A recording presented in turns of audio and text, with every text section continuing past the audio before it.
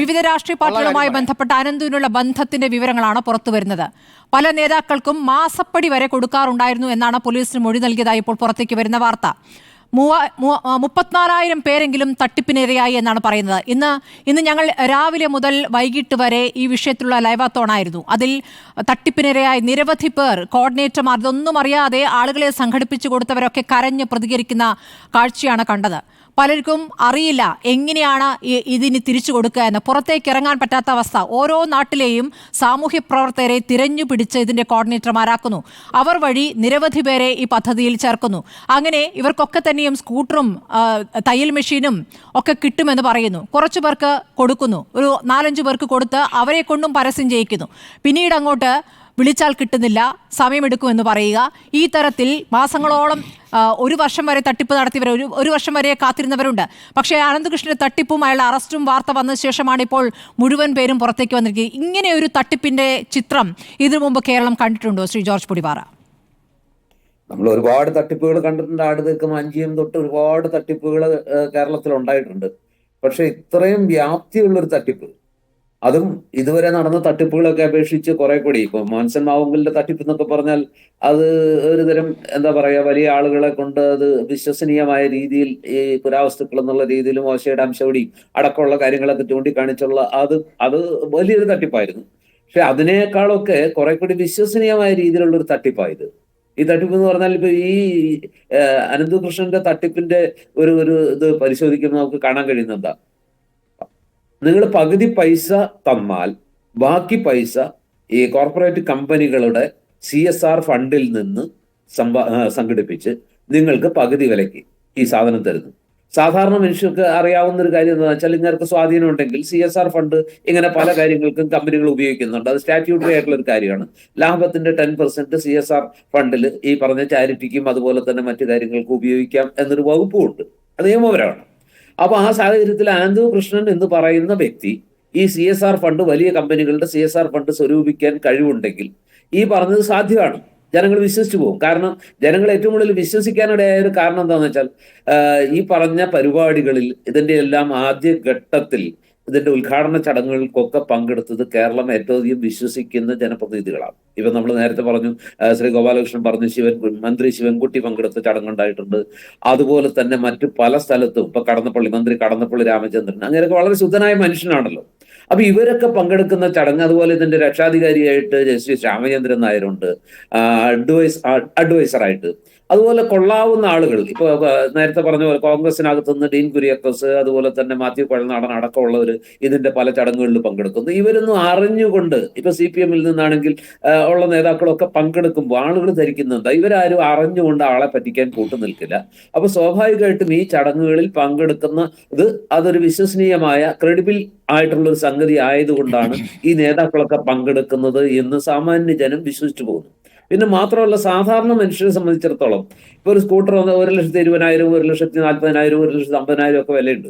അപ്പൊ സ്വാഭാവികമായിട്ടും അവർക്ക് പകുതി വിലയ്ക്ക് ഒരു സ്കൂട്ടർ കിട്ടുക എന്ന് പറഞ്ഞാൽ നാട്ടിൻപുറങ്ങളിലെ അതുപോലെ എവിടെയുള്ളതാണെങ്കിലും സ്ത്രീകളെ സംബന്ധിച്ചിടത്തോളം അതൊരു വലിയ അനുഗ്രഹമാണ്. പകുതി കാശൊക്കെ എങ്ങനെയെങ്കിലും ഉണ്ടാക്കാം. ബാക്കി പകുതി പൈസ അവർക്ക് കുറഞ്ഞു കിട്ടുക എന്ന് പറഞ്ഞാൽ ആളുകൾ അതിൽ വീഴും. ആ വീഴുന്നതിന്റെ പ്രധാന കാരണം എന്താ വെച്ചാൽ, ഇതിന്റെ പരിപാടിയുമായിട്ട് ബന്ധപ്പെട്ട് നിൽക്കുന്ന ആളുകൾ, ജസ്റ്റിസ് രാമചന്ദ്രൻ നായരെ പോലുള്ള ആളുകൾ, അതുപോലെ സായിഗ്രാമം പോലെ ഇന്ത്യയിലെ തന്നെ ഏറ്റവും വലിയ NGOയുടെ തലപ്പത്തിരിക്കുന്ന ഒരാള്, അങ്ങനെയുള്ള ആളുകൾ ഇങ്ങനെ ഉദ്ഘാടന ചടങ്ങിനാണെങ്കിൽ രാജ്യം വിശ്വസിക്കുന്ന, നാട് വിശ്വസിക്കുന്ന, നാട് നിശ്ചയിക്കുന്ന രാഷ്ട്രീയ നേതാക്കള് മാത്രം പങ്കെടുക്കുന്നു. അപ്പൊ ഇതൊക്കെ സ്വാഭാവികമായിട്ടും ആളുകൾ എന്തിനു പറയുന്നു, തിരുവനന്തപുരം പ്രസ് ക്ലബ്ബ് എന്ന് പറയുന്നത്, നമ്മുടെ പത്രപ്രവർത്തക സംഘടനയിലുള്ള ആളുകളൊക്കെ ഇത്തരം കാര്യങ്ങൾ കുറെ കൂടി ആഴത്തിൽ അറിഞ്ഞ് ഇത് ക്രെഡിബിൾ ആണോ അതോ ഇതൊരു തട്ടിപ്പിന്റെ ഒരു ആസൂത്രിത തട്ടിപ്പാണോ. പ്രസ് ക്ലബ് സെക്രട്ടറിക്കാണ് അതിൽ പങ്ക് എന്ന് പറഞ്ഞ പ്രസ് ക്ലബിന്റെ ഭാരവാഹികളിൽ തന്നെ ചിലർ മുഖ്യമന്ത്രിക്ക് പരാതി നൽകിയിരിക്കുന്നു എന്നുള്ള വിവരം കേൾക്കുന്നുണ്ട്. 5 ലക്ഷം വാങ്ങിയെന്നും അങ്ങനെ ഒരു ഫണ്ട് പ്രസ് ക്ലബിലേക്ക് കിട്ടിയിട്ടില്ല എന്നുമൊക്കെയാണ് പുറത്തേക്ക് കേൾക്കുന്നത്. അന്വേഷണം നടക്കുന്നുണ്ട്. അന്വേഷണം നടക്കട്ടെ. ഞാൻ പറയുന്നത്, ഞാൻ ഈ പ്രസ് ക്ലബ്ബ് ഇപ്പൊ അറിഞ്ഞുകൊണ്ട് ഈ ഇതിന് കൂട്ടുനിന്നോ തട്ടിപ്പില് കണ്ണിയാണെന്നൊന്നും അല്ല പറയുന്നത്. പ്രസ് ക്ലബ്ബ് പോലും ഇത്തരം ഒരു പരിപാടിയുമായി സഹകരിക്കുന്നു. സാധാരണഗതിയിൽ എല്ലാ കാര്യങ്ങളിലും ഇൻവെസ്റ്റിഗേഷൻ നടത്തുന്നതും അതിന്റെ നെല്ലും പതിരും വേർതിരിക്കുന്നതും ഇത് തട്ടിപ്പാണോ മത്തങ്ങയാണോ എന്നുള്ള കാര്യം ഏറ്റവും ആദ്യം അറിയുന്നതും മനസ്സിലാക്കുന്നതുമായിട്ടുള്ള ഒരു വിഭാഗമാണല്ലോ മാധ്യമ പ്രവർത്തകര്. ആ മാധ്യമ പ്രവർത്തകരുടെ സംഘടനയായ തിരുവനന്തപുരം പ്രസ് ക്ലബ്ബ് പോലും അതിൽ 100-100-ലധികം ആളുകൾ ഇതിന്റെ ഭാഗമായിട്ട് രജിസ്റ്റർ ചെയ്തു, അല്ലെങ്കിൽ ആ പദ്ധതി ഉദ്ഘാടനം ചെയ്തു, മന്ത്രി ശിവൻകുട്ടി ആണ് അത് ഉദ്ഘാടനം ചെയ്തതെന്നൊക്കെ പറയുമ്പോൾ ഇതൊക്കെ കാണുമ്പോൾ ജനങ്ങൾ എങ്ങനെ വിശ്വസിക്കാതിരിക്കുക? മാത്രമല്ല, മലയാളി സൗജന്യമായിട്ട് എന്ത് കിട്ടിയാലും അവിടെ ചെന്ന് തലവെച്ച് കൊടുക്കുന്ന ആളുകളാണ്, അതിനൊരു സംശയമില്ല. ഏത് തരത്തിലുള്ള എത്രയൊക്കെ കണ്ടാലും കൊണ്ടാലും പഠിക്കാതെ വീണ്ടും വീണ്ടും മലയാളിയുടെ ഒരു തനി സ്വഭാവം അതാണ്. സൗജന്യം കിട്ടുമെന്നുണ്ടെങ്കിൽ അവിടെ പോയി എന്ത് വന്നാലും നമ്മൾ അതിനകത്ത് ചെന്ന് വീഴും. ഇവിടെ അനന്തകൃഷ്ണനെ നമ്മൾ ഒരു തട്ടിപ്പുകാരനെന്ന് പറയുമ്പോൾ അയാൾ ഒരു സമർത്ഥനായ തട്ടിപ്പുകാരനാണ്. ഒരു തട്ടിപ്പ് എങ്ങനെ വിശ്വസനീയമായ രീതിയിൽ ഏറ്റവും ആളുകളെ ബോധ്യപ്പെടുത്തുന്ന രീതിയിൽ എങ്ങനെ നിർവഹിക്കാമെന്നുള്ള കാര്യത്തിൽ പുള്ളി നന്നായിട്ട് തലപുകച്ചിട്ടുമുണ്ട്, വളരെ വിദഗ്ധമായിട്ട് അത് ആസൂത്രണം ചെയ്തിട്ടുമുണ്ട്. അതുകൊണ്ടാണ് ഈ ജനപ്രതിനിധികളെ മുഴുവൻ ഉൾക്കൊള്ളിക്കുന്നത്. എന്തിന് കുടുംബശ്രീ ഒരു വർഷം മുമ്പേ തന്നെ മുന്നറിയിപ്പ് കൊടുത്തിട്ടും കുടുംബശ്രീയിലെ പ്രവർത്തകരെ കൂടി ഉൾപ്പെടുത്തിക്കൊണ്ട്, കുടുംബശ്രീയെ കുറിച്ചൊക്കെ ജനത്തിനൊരു വിശ്വാസമുണ്ട്, അതിനകത്തുള്ള സ്ത്രീകൾക്കൊക്കെ ആ പാവങ്ങളാണ് അതിന്റെ ഭാഗമായിട്ട്. അവരൊക്കെ ഇങ്ങനെ ഒരു പകുതി വിലയ്ക്ക് ഒരു സ്കൂട്ടർ കിട്ടുക എന്നൊക്കെ പറയുമ്പോൾ അവരൊക്കെ ചെന്ന് ആ പാവങ്ങളെ കുറ്റം പറഞ്ഞിട്ട് കാര്യമില്ല. മനുഷ്യൻ അങ്ങനെയാണ്. അങ്ങനെ അല്ലാത്ത മനുഷ്യൻ ചെന്ന് വീഴുമ്പോൾ ഈ സൗജന്യത്തിന്റെ പേര് ചെന്ന് വീഴുന്നതാണ്. പത്രപ്രവർത്തകരൊക്കെ ചെന്ന് വീഴുമ്പോഴാണ് നമുക്ക് കുറച്ചുകൂടി സഹതാപം തോന്നുന്നത്. പക്ഷെ കുടുംബശ്രീയിലെ സാധാരണ സ്ത്രീകളൊക്കെ ഇതിൽ ചെന്ന് വീഴുമ്പോൾ അല്ലെങ്കിൽ അവരതിന്റെ ഭാഗമാവുന്നതിന് നമുക്ക് കുറ്റപ്പെടുത്താൻ കഴിയില്ല. കാരണം അവരുടെ ഒരു ഗതികേട് കൊണ്ടാണ്. ബാക്കി 1,20,000 രൂപ ഉണ്ടാക്കുക എന്നൊക്കെ പറഞ്ഞാൽ അവരെ കൊണ്ട് പാടാണ്. ഇപ്പൊ ലോൺ എടുത്താലും അത് അടച്ചു തീർക്കണ്ടേ. അപ്പൊ അവരൊക്കെ ചെന്ന് വീഴും. മാത്രമല്ല, അവർക്ക് വിശ്വാസമുള്ള ആളുകൾ പ്രൊമോട്ടർമാരായിട്ട് വരുന്നു. ഇപ്പൊ ഈ പറഞ്ഞ പോലെ നേരത്തെ പറഞ്ഞല്ലോ, സൈൻ പോലുള്ള സംഘടന, ഞാൻ എൻ രാധാകൃഷ്ണൻ അതിനകത്ത് ബോധപൂർവ്വം ഈ തട്ടിപ്പിന് കൂട്ടുനിന്ന് അനന്തകൃഷ്ണനെ സഹായിച്ചു എന്നൊന്നും ഞാൻ കരുതുന്നില്ല.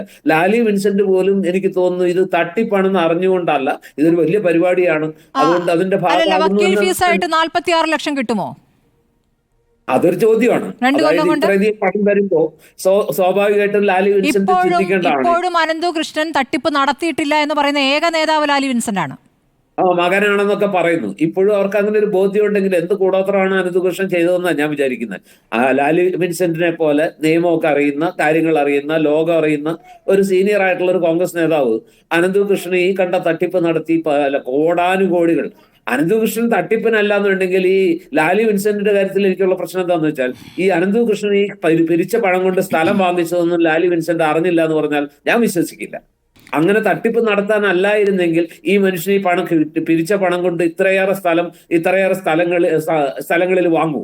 ഇടുക്കിയിലും അവിടെ തോന്നിയിടത്തൊക്കെ വലിയ പണം കൊടുത്ത് സ്ഥലക്കച്ചവടം നടത്തുമ്പോൾ തന്നെ അതിൽ നിന്ന് ഊഹിക്കാമല്ലോ, ഈ മനുഷ്യന് ഈ മേടിച്ച കാശിന് സ്കൂട്ടർ കൊടുക്കാനല്ല, മറിച്ച് വേറെന്തൊക്കെയോ ഇതൊരു തട്ടിപ്പിനുള്ള അല്ലെങ്കിൽ ഇതൊരു കറക്ക് കമ്പനിയാണെന്ന് ചിന്തിക്കാനുള്ള ഒരു സെൻസ് വർക്ക് ചെയ്യില്ലേ?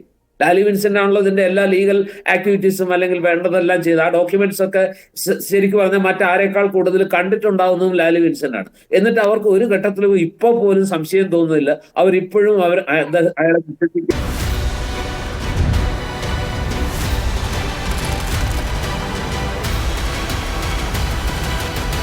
ഡിബേറ്റ് വിത്ത് സ്മൃതി പരുത്തിക്കാട്.